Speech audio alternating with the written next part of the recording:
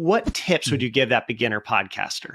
Get used to recording behind the microphone. It's super awkward. It's a little bit easier when you start to notice that there's other people on the other end. If you want to do an interview show, start with people who you already know, so it's not weird and awkward for you at the start. Just be genuinely curious. It's going to guide your questions. Don't build a podcast and then try to find listeners. Build a podcast for your listeners. I recommend launching with 3 episodes, like on day 1 when you launch, because that way a person who listens now has more to listen to. That increases your download numbers. It increases the likelihood that they're going to be a subscriber. Maybe a person is more interested in episode 3 first. That's their one that's bringing them in because of a good title. This is the biggest tip. I know a lot of podcasters who are like, yeah, I only get like 250 downloads per episode. The fact that you have human beings who are listening on the other end, and that's who you're doing this for, and not focus so much on the fact that you don't have giant numbers. But when you provide value, when you show up and serve first, you're going to be rewarded for that. And if you're trying to build a business out of this, your earnings are a byproduct of how well you serve your audience.